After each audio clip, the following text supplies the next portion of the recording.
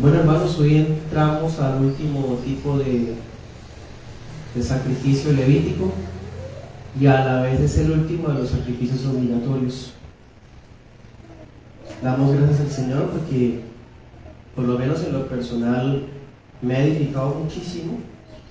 Siempre tuve curiosidad sobre estos tipos de detalles y creo que haber estudiado estos pasajes de esta manera nos van a permitir ver al Levítico como nunca antes, y ya lo vamos a valorar de una manera más digna, ¿cierto que sí? Esa es nuestra predicación número 9 de la serie y la titulamos Sacrificios por la culpa. Sacrificios por la culpa. Como subtítulo, las ofrendas de restitución.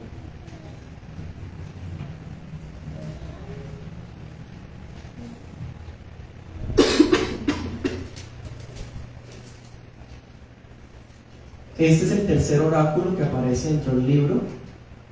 Hemos dado cuenta que la gran parte del libro ha sido palabra de Dios literalmente. Y esta es la tercera vez que hay una especie de corte al tema. Para comenzar, bien, el 14 dice: además el Señor habló a Moisés diciendo, ¿sí? O sea, da a entender que ese es el tercer oráculo. Ya ha habido esta intervención 3 veces. Bueno, y en esta ocasión el Señor se dirige a Moisés para indicarle los eventos y las formas en que debía realizarse el segundo tipo de ofrenda obligatoria. A propósito, en mi devocional privado vamos en Ezequiel, cuando se anuncia el templo del profeta, el templo de Ezequiel. Y leyendo ese capítulo veía precisamente ofrendas por el pecado y ofrendas de expiación, de restitución. Entonces ya como que uno lee hasta detalles como esos con más claridad, porque ya uno sabe distinguir entre una cosa y otra. ¿Sí? Esta porción de Levítico nos va a mostrar que existen otros tipos de pecados por hierro. Y estos pecados por hierro se van a caracterizar porque defraudan a Dios o defraudan al prójimo. ¿En qué sentido? En la merma de la propiedad privada ajena. Esa es la clave para entender este tipo de sacrificio. Entonces, el sacrificio de expiación que se hace dentro de este tipo de ofrenda tiene el propósito de que la persona sea subsanada de su pecado y a la vez una oportunidad para que restituya con plata y de manera solemne lo que retuvo ilegítimamente. ¿Bien? Eso es lo que vamos a ver en esta mañana. Vamos a estudiar esta enseñanza en 2 puntos. El primer punto vamos a titularlo defraudando a Dios y al prójimo. Y el segundo punto vamos a ver las aplicaciones. Espero en el Señor poder cubrir este pasaje, toda la sección, y que tengamos oportunidad para que haya preguntas y respuestas. Leamos versículos 14 al 16. Dice 15. Si alguien comete una falta y peca por inadvertencia con respecto a las cosas sagradas del Señor, traerá al Señor por su culpa, como sacrificio por la culpa, un carnero del rebaño sin defecto, evaluado por ti en moneda del santuario. Él restituirá aquello que haya defraudado de las cosas sagradas, añadirá a ello la 5ª parte y lo dará al sacerdote. El sacerdote hará expiación por él con el carnero del sacrificio por la culpa y le será perdonado.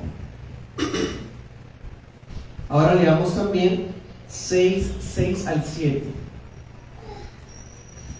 Además traerá al sacerdote para el Señor su sacrificio por la culpa, un carnero del rebaño sin defecto, conforme a tu estimación, como sacrificio por la culpa. El sacerdote hará expiación delante del Señor por esa persona y será perdonada de cualquiera de las cosas que hizo por las que se ha hecho culpable. Y anoten ese otro texto, Éxodo 30:13.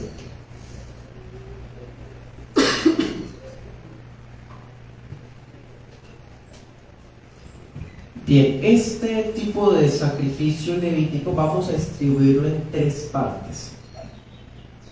Primero, era probable que la persona pecara por yerro contra Dios. Bueno, ¿en qué sentido contra Dios? Esta primera parte que acabamos de leer trata de eso. ¿De qué manera la persona puede defraudar a Dios? ¿Sí? La otra parte es defraudando al prójimo. Y eso lo vamos a ver más adelante. Y la tercera manera de aplicar ese sacrificio era cuando la persona había una carga de conciencia por haber retenido algo que no era suyo, pero básicamente no se acuerda, ¿sí? De quién es, no sé, o en qué momento, en fin. Entonces, este sacrificio se puede dar en 3 ocasiones. Bien, en esta primera sección el Señor le habla a Moisés y comienza señalando lo que la persona debía hacer si faltara o pecara contra, dice, las cosas sagradas, o sea, contra Dios. Es más, el término hebreo que se usa puede equipararse a nuestra palabra española malversación. Y esa palabra significa, se usa mucho en el derecho penal, por ejemplo, hace referencia a todo tipo de apropiación o uso personal de bienes ajenos. Entonces aquí básicamente está diciendo, la persona que peque con las cosas sagradas es cuando alguien malversa lo que es de Dios. Eso significa cuando yo me adueño de lo que Dios dice que es de Él, o cuando utilizo lo que lo que se había consagrado para Dios para un beneficio personal. ¿Sí? Entonces los que pecaran en esto tenían que hacer este tipo de ofrendas de restitución. Bueno, versículos 17 al 19 de Levítico 5 dice: si alguien peca transgrediendo alguno de los mandamientos del Señor respecto a cosas que no deben hacerse, aun cuando no llegue a saberlo, será culpable y cargará con su culpa. Él traerá al sacerdote como sacrificio por la culpa un carnero del rebaño, sin defecto, evaluado según tú lo estimes. El sacerdote hará expiación por él, por su pecado cometido por inadvertencia, y le será perdonado. Este es el sacrificio por la culpa, pues ciertamente es culpable ante el Señor. Aunque la persona haya cometido esto sin saberlo, por ignorancia, por yerro, el ofensor debía traer al tabernáculo un carnero sin defecto. Anote ese pasaje, Números 6:6. Bueno, el pasaje nos da a entender que el carnero podía ser criado por la persona o podía ser comprado, pues, de camino al tabernáculo. Cuando la persona llegara al tabernáculo, el sacerdote evaluaría en plata el daño causado, ¿sí? Y ese valor debía pagarlo al sacerdote, añadiendo una quinta parte. Eso de quinta parte significa que al precio retenido ilegítimamente debía añadirse el 20%, por concepto de indemnización. Cuando ya se había hecho ese pago de restitución, por eso se llama ofrenda de restitución, entonces el sacerdote realizaba el sacrificio por el pecado. Bien, eso es básicamente, hermanos, el ritual. Está compuesto de 2 partes.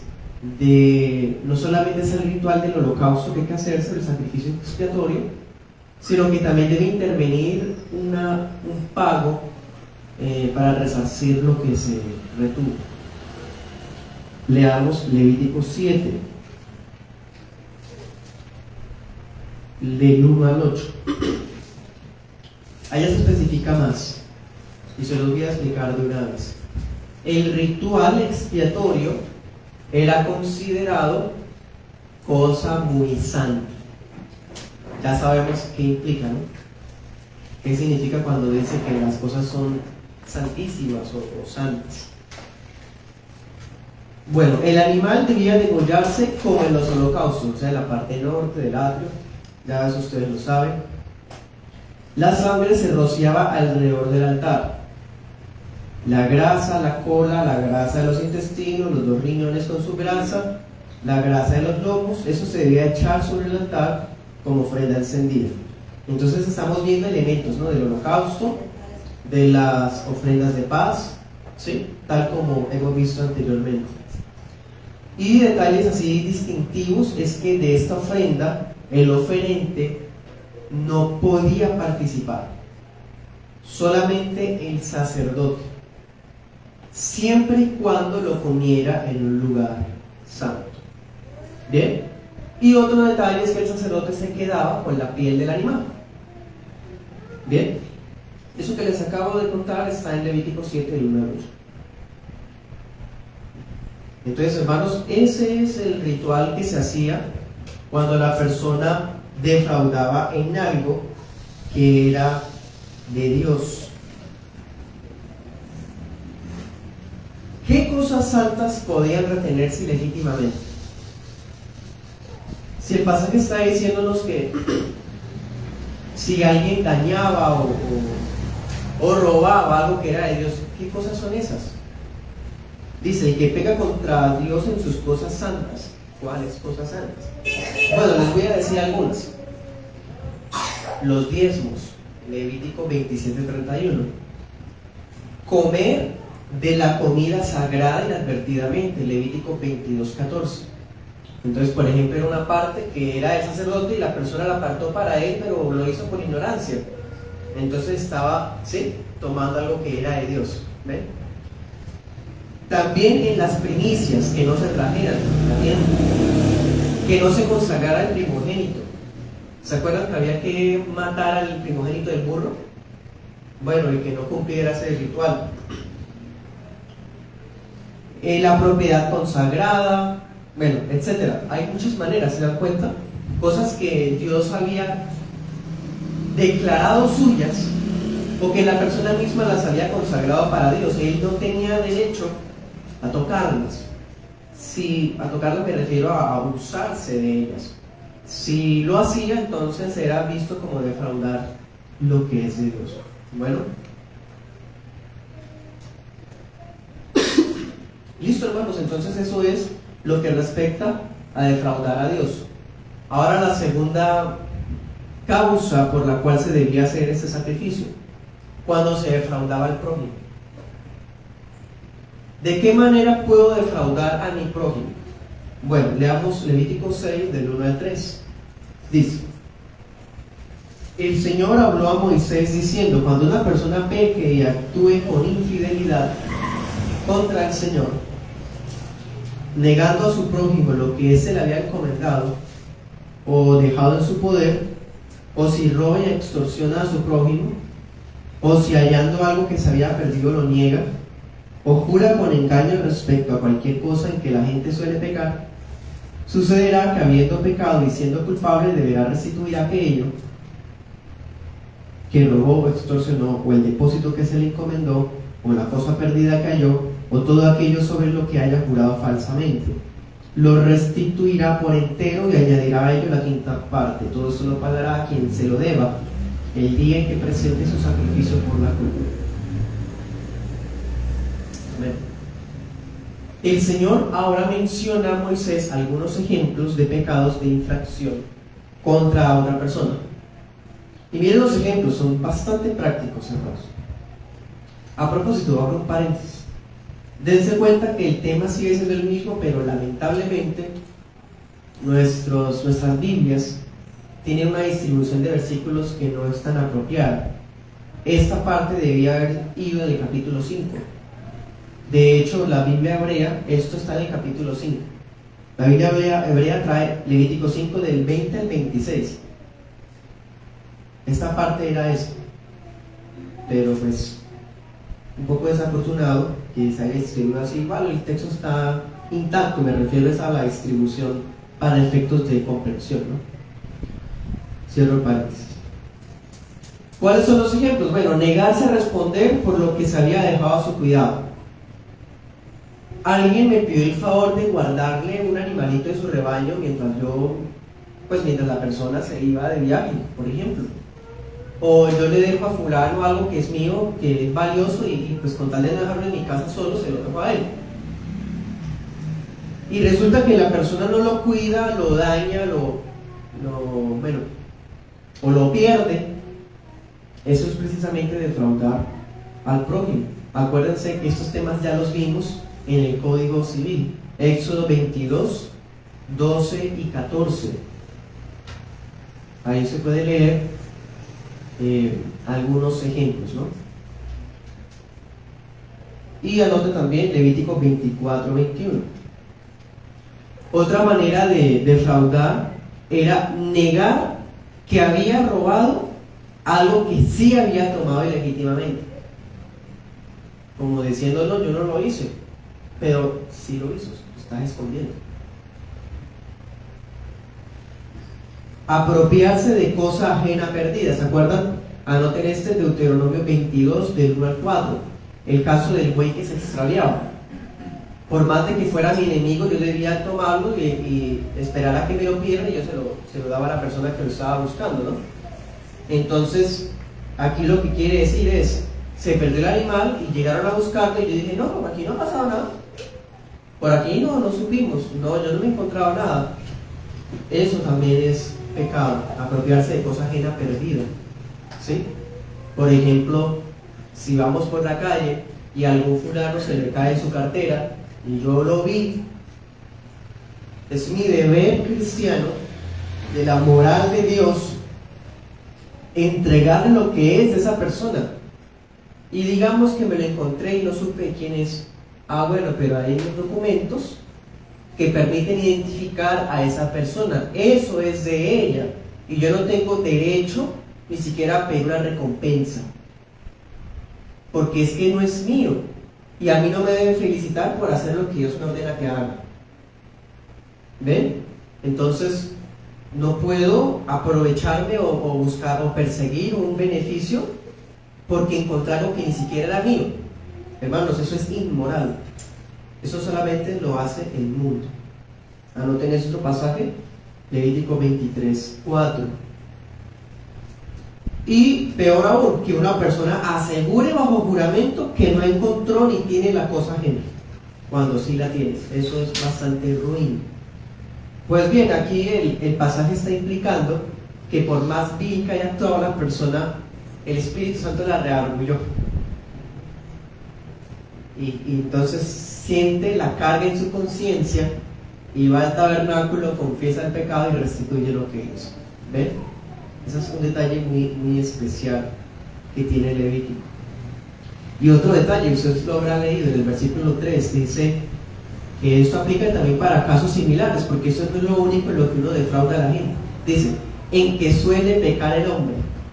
El Señor sabe que nosotros tendemos a ser así, ladrones por naturaleza. Entonces, en cualquier detalle que hayamos defraudado a alguien, el Espíritu Santo nos redarguye, trayéndonos a la memoria o haciéndonos caer en cuenta, y no solamente arrepentirnos, sino también restituirnos.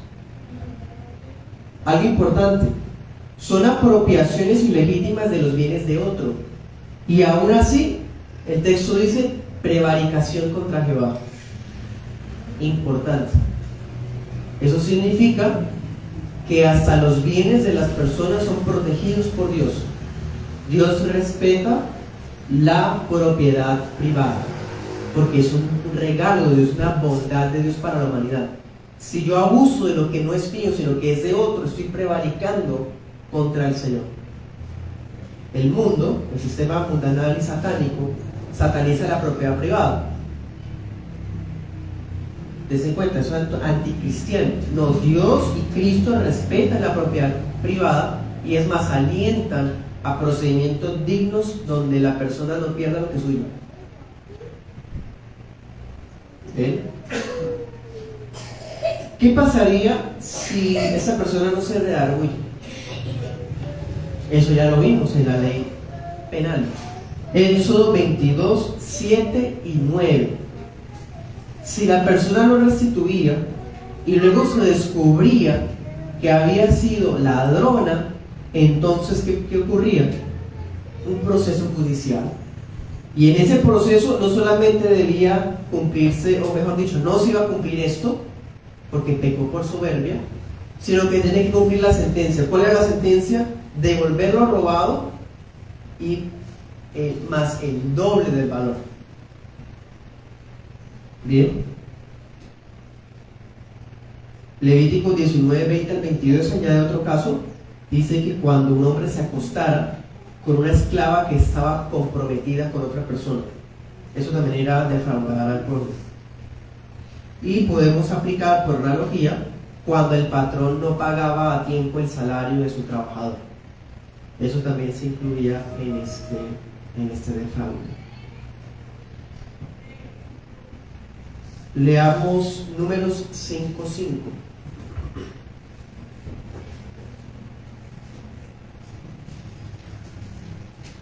Al 7.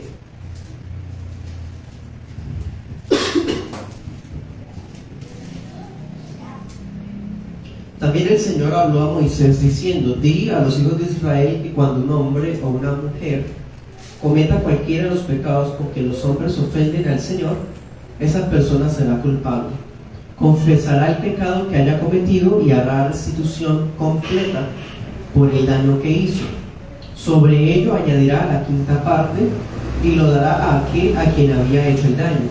Esto ocurre cuando la persona se arrepiente y su conciencia lo llevaba, el Espíritu Santo a través de la conciencia lo llevaba a confesar el pecado, ¿no? Si el hombre no tiene un pariente redentor a quien se le haga restitución por el daño, se hará la restitución al Señor para el sacerdote, además del carnero de la expiación con el cual éste hará expiación por él. Bien, dense cuenta lo mismo. No solamente hacer un sacrificio, qué fácil. No, también es devolver lo robado. Entonces el culpable debía confesar su pecado, restituir lo hurtado a la persona defraudada, ¿sí? Y así se cumplía el ritual. No era solamente matar el animal, porque ¿de qué serviría? Pensemos. Matar el animal supuestamente porque se ha arrepentido, pero tiene su delito en la casa. No tiene sentido. Tiene que devolverlo robado, pagar el daño ocasionado al bien que se me había dejado bajo su cuidado. Me dejaron cuidando, no sé, un computador y sin culpa se me cayó. Pero, o sea, es mi responsabilidad de todas maneras. ¿Fue un accidente? Claro que sí, pero debo restituir el daño porque se me dejó a mi cuidado ese bien. Y no hacerlo es contado como robar. Retornar lo perdido que había encontrado, entregar aquello por lo que declaró el perjurio, que la persona se atreva a decir: no, pues yo juro que no lo tengo. Imagínense. Bueno, esa persona debía hacer esta restitución. Entonces, definitivamente no es solamente hacer una devolución, confesar el pecado, sino añadir el 20% al valor. ¿Bien? Importante. ¿Qué pasaría si el defraudado se murió? O yo no sé en dónde está, pero sí estoy arrepentido. Bueno, el pasaje nos lo dijo. Ante la ausencia del legítimo dueño, el oferente debía cumplir la restitución con un pariente. Entonces, si en alguna manera se ha defraudado o un israelita defraudaba a alguien, y ese alguien había muerto o simplemente se cambió de tribu o me refiero de ciudad, y ya no sabe su paradero, pues busca un familiar. Y a través del familiar hace la restitución. Pero la restitución tiene que hacerse. ¿Qué pasaría si tampoco conoce un familiar? Bueno, el Señor también nos lo dice. Entonces la restitución se debía hacer directamente al Señor. Es decir, se entrega la indemnización al sacerdote en el tabernáculo. Números 5:8. ¿Bien? Eso es todo, hermanos. Ese es el ritual de los sacrificios por la culpa u ofrendas de restitución en lo mismo. Preguntas.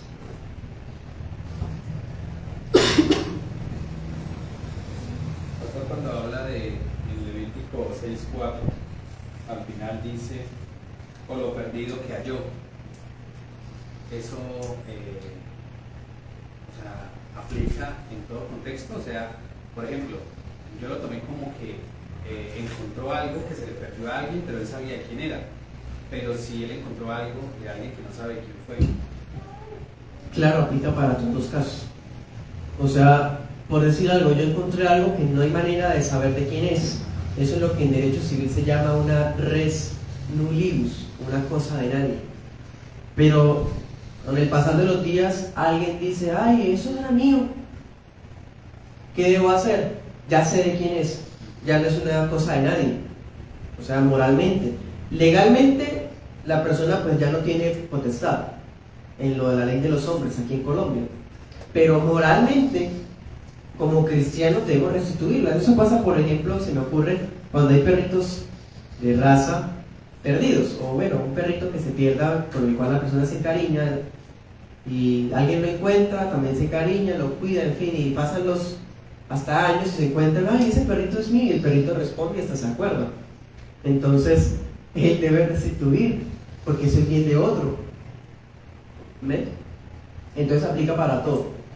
Dense cuenta que aquí está dándole peso es a la conciencia, ¿no? Aquí es por conciencia, porque yo sé que así fue, yo lo recuerdo.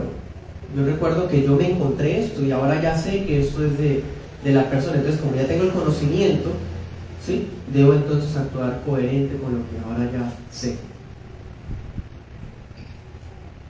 ¿Algo más?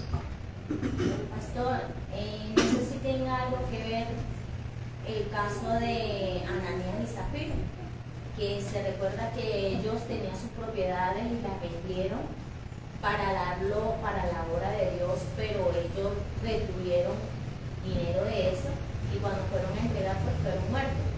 No sé si tenga algo que ver con lo que usted había dicho también. Sí, señor, muy bien, excelente. Ananías y Zafira defraudaron al Señor, el primer tipo de sacrificio.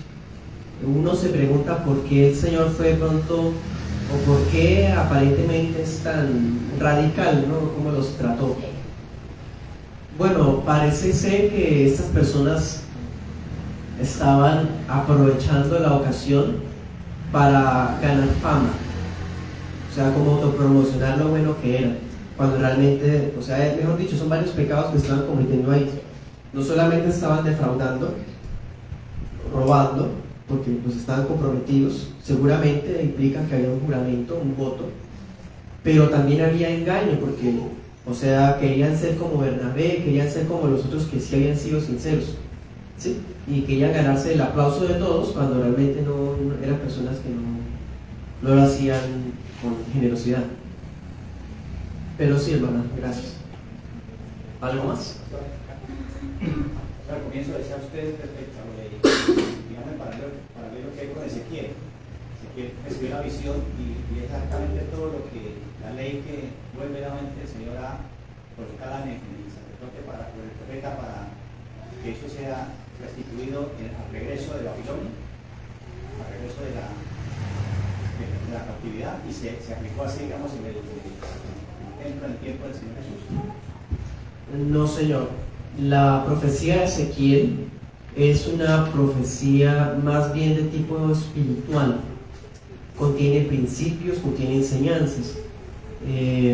La profecía de Ezequiel, si se hubiese tomado literalmente, los israelitas hubiesen tenido que aplicar esa nueva reglamentación al templo de Zorobabel. Y para ese tiempo el libro de Ezequiel ya estaba terminado, ya estaba en las manos de ellos. Y ellos ni siquiera los mismos israelitas entendieron eso como literal. Por lo tanto, el templo y lo que se narra allí no debe tomarse como la expectativa de un tercer templo, sino debe tomarse como un significado más profundo que algo hecho con paredes y columnas. ¿Sí? Por ejemplo, si uno cometió alguno de esos, digamos, antes de ser cristiano, ¿sí? Por ejemplo, me acordaba ahorita, mi mamá quería se montó una foto y yo estaba en esa foto de bebé, yo tenía una gorrita y mi nona me contó riéndose que ella se había encontrado esa gorrita y luego fueron a preguntarla y ella dijo que no se la había, que no me había parecido, pero ella la tenía. Entonces yo le dije a mi nona, no, pero usted por qué me cuenta eso así como con gracia. Digo, no, porque eso era antes de yo conocer al Señor y todo eso, ¿sí? Digamos, en esa situación así, cuando ocurre algo de lo que estamos viendo, antes de, o sea, ahorita, a la actualidad, ¿qué? Pues, hermano, no puedo caer en ese típico discurso que dice que como todas las cosas son nuevas y las anteriores pasaron, entonces deja así. No, porque si su merced ya se enteró, pues debe buscar restituir. La cuestión es que, ¿quién es? ¿Sí? ¿Dónde está? Bueno, busqué la manera de simbolizar, por así decir, el valor de esa gorrita y restituir. O sea, quiero que quede claro ese deber de restituir. O sea, ¿cómo puedo yo asegurar que me arrepiento por algo que tomé que no era mío? O sea, no se basta, no podemos ser tan simplistas de decir, perdónanos por lo que tomamos, amén, y ya. No, porque son bienes ajenos. Siempre debe haber una restitución. Listos, ya esas preguntas prácticas, entremos a las aplicaciones. Segundo punto, aplicaciones. Antes de que salgan más casos así prácticos. Esta ofrenda no solo aplicaba cuando una persona había retenido ilegítimamente lo que era de Dios o de un prójimo, sino que también debía celebrarse cuando la conciencia del oferente lo cargaba, como si se hubiese apropiado de cosa ajena inadvertidamente. Pensemos, ¿cuántas veces nos hemos quedado con alguna cosa prestada y luego olvidamos de quién era?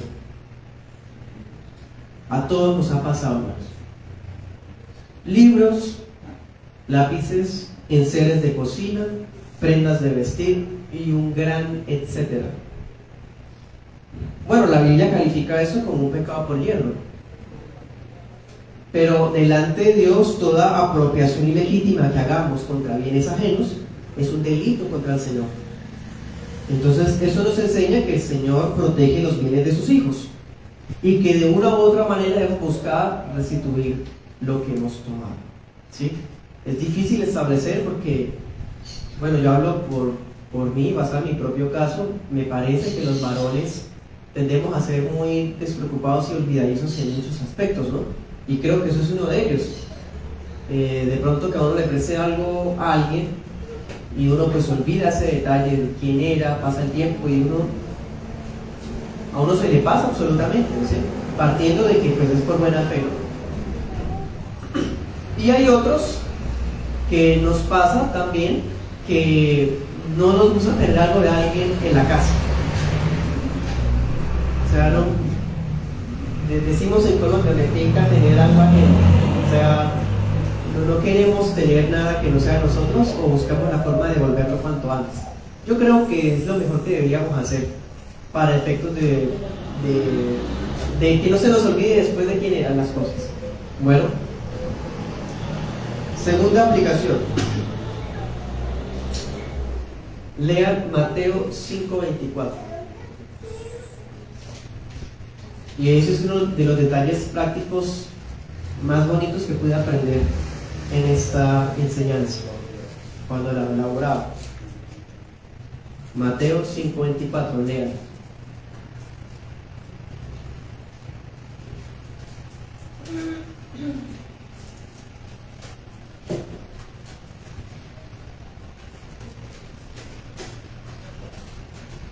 El Señor en ese pasaje se está refiriendo a este tipo de ofrenda.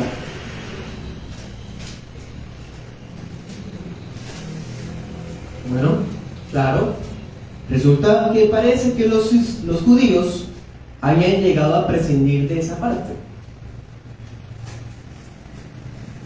Entonces llevaban su sacrificio, su ofrenda y la quemaban en el altar y ya, eran perdonados. Cuando realmente la ley había dejado esto no para cumplir un mero ritual, sino para guiar a las personas a una genuina reconciliación. ¿Sí? Dice el pasaje, búscalo primero, habla con él, deja tu ofrenda allá. Claro, es que eso es lo que había que hacer. Eso es lo que había que hacer. No se podía sacrificar el animal si no se había hecho el pago primero. Entonces el Señor no está diciendo algo nuevo, hermanos. El Señor está diciendo algo que se había descuidado por los israelitas. Entonces, más que un ritual que involucre un pago, la ley busca el respeto y la consideración mutuas dentro del pueblo de Dios. Entonces el Señor pone al descubierto nuestro orgullo cuando no reconocemos los daños que hemos cometido contra otros y nos exhorta a cumplir las obligaciones que nos subyacen. Es decir, por más que lo queramos aceptar porque somos orgullosos por naturaleza, hay una obligación que hay que cumplir, sí o sí. ¿Cuál? Restituir. Bien. Entonces, déjala ir y reconcíliate con tu hermano. Obviamente, pues, eso el Señor nos da el permiso de ampliar su significado, porque no solamente incluye temas de propiedad privada, sino también en otros aspectos, ¿sí? Rencores, resentimientos, pleitos, riñas, peleas. Obviamente el Señor está incluyendo implícitamente esas otras cosas. Y para terminar, veamos a Cristo en este sacrificio. Cuando los cristianos hablamos del sacrificio expiatorio de Cristo, usamos un lenguaje de restitución. Nosotros confesamos que Él pagó por nosotros. Sí. Él asumió nuestra deuda infinita que teníamos con Dios y cubrió nuestros innumerables pecados contra nuestro prójimo. Todos los pecados de fraude que hemos cometido contra Él, reteniendo lo que es de Él. Cuando hemos cometido de fraude contra el prójimo, cuando nos hemos apropiado de lo que es del prójimo, hermanos, todo eso estuvo contenido en la muerte de Cristo. Cristo murió por todos nosotros los ladrones.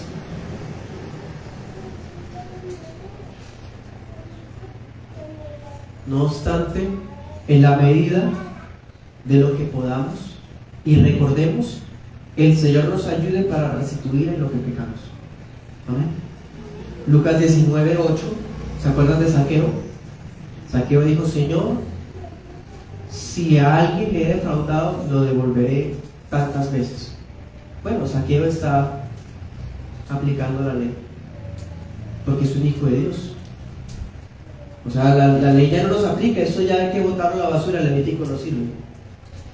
Estamos comprobando que está tan vigente los principios. Esto es un principio: restituir. Zaqueo se arrepiente y restituye.